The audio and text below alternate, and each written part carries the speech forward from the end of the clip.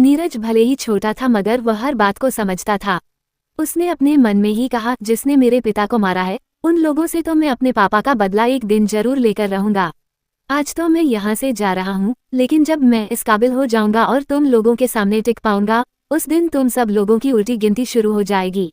दिव्या की उम्र उस वक्त सिर्फ 3 साल की थी। नताशा अपने आप को संभाल ही नहीं पा रही थी। उस समय दादी ने ही दिव्या और नीरज को संभाला और उनका ध्यान रखा। नताशा की हालत इस वक्त बहुत खराब थी क्योंकि उसने अपने पति को खो दिया था। वो हर वक्त चुपचाप बैठी रहती थी। दादा और दादी ने नताशा को बहुत समझाया। उन्होंने कहा, अक्षय तो हमें छोड़कर चला गया और अगर तुम भी ऐसे ही रहोगी तो हम किसके सहारे रहेंगे। तुम हमारी तरफ और अपने इन दोनों बच्चों की तरफ देखो। इन बच्चों के सिर से तो पहले ही पिता का साया उठ गया है और अब उनकी माँ भी इस वक्त उनका साथ नहीं दे पा रही है। तुम्हें हमारे और इन बच्चों के लिए अपने आप को इस दुख से बाहर निकालना होगा।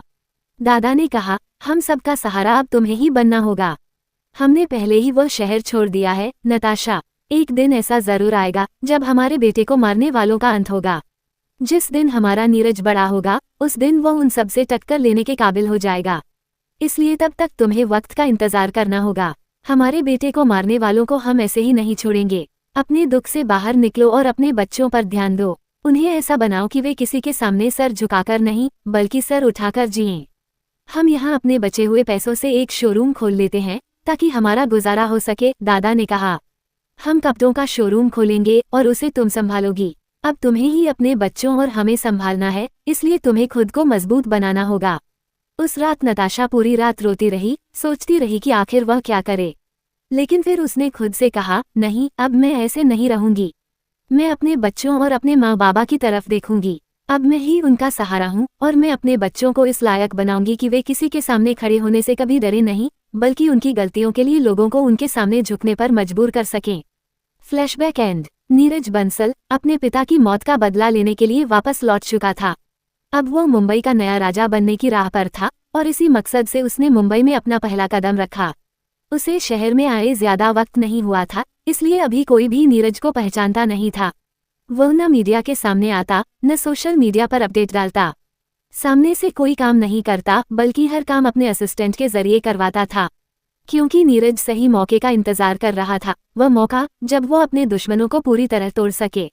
नीरज कहता है, मैंने जब उस लड़की की आंखों में देखा तो उसमें मुझे बहुत दर्द नजर आया। उसके चेहरे पर भले ही मुस्कान थी, लेकिन उसकी आंखें सब कुछ बयां कर रही थीं। आरुषि, अब तुम मेरी पत्नी बनोगी। मैं तुम्हें दुखों में नहीं देख सकता। बहुत जल्द मैं तुम्हारे घर तुम्हारा हाथ मांगने के लिए आने वाला हूँ। दूसरी तरफ आरुषि का दिन ऑफिस के कामों और घर की जिम्मेदारियों में ही बीत जाता था। रात को जब वह अपने पलंग पर लेटी होती तो उसकी आंखों से आंसू निकल आते। रोते हुए वह बुदबुदाती, माँ, अगर आप मेरे पास होती तो शायद आज मेरी ऐसी हालत न होती। मैं अपने लिए कुछ करना चाहती थी, लेकिन अब न तो जी सकती हूँ और न ही मर सकती।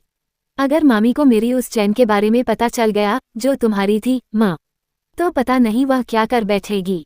क्या मेरी जिंदगी में कभी खुशियाँ नहीं आएंगी? क्या हर वक्त मैं सिर्फ दर्द और तकलीफ में ही जीती रहूंगी? क्या भगवान मेरे जीवन में खुशियाँ लिखना भूल ही गया? जब अर्नव और माधव बड़े हो जाएंगे, अपने पैरों पर खड़े हो जाएंगे, उसके बाद मैं सब कुछ छोड़कर बहुत दूर चली जाऊंगी। वापस इस घर, इन लोगों के पास कभी नहीं आऊंगी। अब मैं सिर्फ अपने लिए जीना चाहती हूँ, लेकिन कैसे, यह मुझे नहीं पता। आरुषि अब थक चुकी थी अपनी जिंदगी से। उसके लिए खुशियां तो मानो सपनों की तरह थीं जो आते ही टूट जाते। न तो उसे बचपन से माँ का प्यार मिला और न ही अपने सपनों को पूरा करने का मौका। उसका सपना था कि वह डॉक्टर बने, लेकिन जिंदगी ने उसके हिस्से में सिर्फ संघर्ष लिखे थे। आरुषि पढ़ाई में हमेशा बहुत अच्छी थी, लेकिन मामा के गुजर जाने के बाद उसकी पढ़ाई को कौन आगे बढ़ाता। मजबूरी में उसने अपने सपनों को किनारे रख दिया और नौकरी करना शुरू कर दिया। दुकान का मालिक दिल का अच्छा इंसान था। आरुषि की पढ़ाई पूरी नहीं हुई थी, फिर भी उसने उसे नौकरी पर रखा और अच्छी सैलरी भी दी। उसे आरुषि पर पूरा भरोसा था। वह जानता था कि यह लड़की 1 रुपए भी इधर उधर नहीं करेगी। जरूरत पड़ने पर वह दुकान उसे सौंपकर बिना किसी चिंता के चला जाता था। शाम को जब आरुषि दुकान से घर पहुंचती तो मामी तुरंत कहती, घर का सामान लाना है, 5,000 रुपए चाहिए। आरुषि बिना कोई सवाल पूछे चुपचाप 5,000 रुपए मामी के हाथ में रख देती। उसके पास अपने लिए खर्च करने को 1 रुपया भी नहीं बचता था। आरुषि रोज बस से दुकान जाती और बस से ही वापस लौटती। बस से घर तक का जो बचा हुआ रास्ता था वह पैदल ही तय करती, ना कभी ऑटो ना रिक्शा, क्योंकि उनमें अतिरिक्त खर्च हो जाता था। उसकी मामी बेहद लालची थी। अपने शौक और स्वाद के लिए वह आरुषि से पैसे मांग लेती, लेकिन उसके पास 1 रुपया भी नहीं रहने देती। हर महीने की पूरी सैलरी मामी अपने पास रख लेती। आरुषि के पास इतने पैसे भी नहीं होते कि वह अपने लिए नए कपड़े खरीद सके। पिछले 5 साल से वह वही पुराने कपड़े पहन रही थी। दुकान वाले अंकल ही दिवाली पर उसे एक जोड़ी कपड़े और मिठाई का डिब्बा दे देते थे। बस वही उसका त्योहार होता। मामी उसे सिर्फ दुकान आने जाने का किराया देती थी, बाकी कुछ नहीं। कुछ दिन बाद आरुषि अपनी दुकान पर थी और अंकल के साथ मिलकर सामान सजा रही थी। तभी दरवाजा खुला और नीरज अंदर आया। नीरज ने कहा, आरुषि। दुकानदार अंकल और आरुषि दोनों ने एक साथ मुड़कर देखा। अंकल ने पूछा, जी आरुषि यही है, बताइए आपको क्या काम है। नीरज बोला, मुझे आरुषि से बात करनी है, क्या मैं इससे बात कर सकता हूँ। अंकल ने ठहर कर कहा, क्यों नहीं, आप जो बात करना चाहते हैं यही कर सकते हैं, लेकिन ध्यान रहे मैं किसी अनजान शख्स पर भरोसा नहीं करता, इसलिए आरुषि को आपके साथ कहीं भेजना मुमकिन नहीं। जो कहना है यही मेरे सामने कहिए। नीरज बोला, मुझे इनसे बस धन्यवाद कहना है और उनकी एक चीज हमारे पास है जो लौटाने के लिए आया हूँ। आरुषि ने उसकी ओर देखते हुए कहा, लेकिन मैंने आपको पहचाना नहीं, क्या मैं आपको जानती हूँ। नीरज हल्की मुस्कान के साथ बोला, कुछ दिन पहले एक महिला का एक्सीडेंट हुआ था, आपने उनकी मदद की थी, उन्हें अस्पताल पहुंचाया था, फिर उनके बच्चों के आने पर आप घर चली गई थीं। मैं उसी महिला का बड़ा बेटा नीरज बंसल हूँ। ये सुनते ही आरुषि को वो दिन याद आ गया, वो पल जब उसने सड़क पर गिरी महिला को बिना देर किए अस्पताल पहुंचाया था। उसने तुरंत पूछा, आंटी जी आप कैसी हैं, ठीक है न, कोई दिक्कत या परेशानी तो नहीं हुई। नीरज ने सिर हिलाया, वो बिल्कुल ठीक हैं और मैं बस आपको धन्यवाद कहने आया था। अगर उस दिन आपने सही समय पर उनका इलाज शुरू नहीं करवाया होता तो शायद देर हो जाती और माँ हमें छोड़कर चली जाती। नीरज बोला, मुझे इनसे बस धन्यवाद कहना है और उनकी एक चीज हमारे पास थी जो लौटाने के लिए आया हूँ। आरुषि ने उसकी तरफ देखते हुए कहा, लेकिन मैंने आपको पहचाना नहीं, क्या मैं आपको जानती हूँ। नीरज ने हल्की मुस्कान दी और बोला, कुछ दिन पहले एक महिला का एक्सीडेंट हुआ था, आपने उनकी मदद की थी, उन्हें अस्पताल पहुंचाया था और फिर उनके बच्चों के आने पर आप वहां से चली गई थीं। मैं उसी महिला का बड़ा बेटा नीरज बंसल हूँ। ये सुनते ही आरुषि को वो दिन याद आ गया। उसने तुरंत पूछा, आंटी जी आप कैसी हैं, वो ठीक तो हैं, कोई दिक्कत या परेशानी तो नहीं हुई। नीरज ने जवाब दिया, वो अब ठीक हैं, मैं बस आपको धन्यवाद कहने आया था क्योंकि उस दिन आपने सही समय पर मेरी माँ का इलाज करवाया। अगर आपने देर की होती तो शायद वो हम सबको छोड़कर चली जाती। आरुषि ने हल्की मगर थकी हुई मुस्कान दी, इसमें धन्यवाद कहने वाली कोई बात नहीं है, मेरा फर्ज बनता था जब कोई तकलीफ में हो और मैं मदद कर सकूं तो इससे बड़ी बात मेरे लिए कुछ नहीं। उसी वक्त मुझे जो सही लगा मैंने वही किया, आपको मुझे धन्यवाद कहने की कोई जरूरत नहीं। नीरज ने उसकी आंखों में देखते हुए कहा, धन्यवाद तो बनता है क्योंकि उस दिन आपने न सिर्फ इलाज करवाया बल्कि बिल भी चुकाया और जब पैसे कम पड़ गए तो अपनी चेन रिसेप्शन पर जमा तक कर दी थी। नीरज ने हाथ में एक छोटा डिब्बा और एक लिफाफा पकड़ते हुए कहा, मैं आपको धन्यवाद कहने आया हूँ और ये आपकी चेन, साथ ही उस दिन आपने जो पेमेंट किया था उसके पैसे भी लौटा रहा हूँ, कृपया इन्हें अपने पास रख लीजिए। आरुषि ने चेन को देखा, उसे हल्के से अपने हाथ में लिया और कहा, चेन तो मैं रख लूंगी लेकिन पैसे नहीं, ये आप अपने पास रखिए, मुझे इनकी कोई आवश्यकता नहीं है।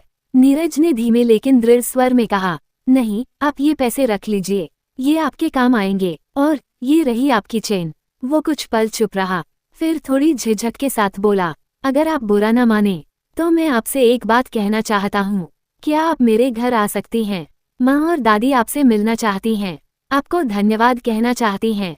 अगर आप वहाँ जाएंगी तो उन्हें बहुत अच्छा लगेगा, कोई जबरदस्ती नहीं है, अगर आप मना करें तो कोई बात नहीं, फिर मैं ही किसी दिन माँ और दादी को यहाँ लेकर आ जाऊंगा। बस उनकी तबीयत अभी थोड़ी नर्म है इसलिए वो बाहर नहीं आ सकती, लेकिन अगर आप एक बार उनसे मिल लें तो उन्हें सच में बहुत अच्छा लगेगा। आरुषि ने हल्की झिझक के साथ दुकान के अंकल की ओर देखा। अंकल ने उसकी आंखों में सवाल पढ़ लिया, मुस्कुराते हुए बोले, बेटा तुमने तो नेक काम किया था, इसमें डरने की कोई बात नहीं। अगर तुम्हारा मन है तो जाओ, उनसे मिलाओ। जब तक तुम लौटती हो मैं दुकान संभाल लूंगा।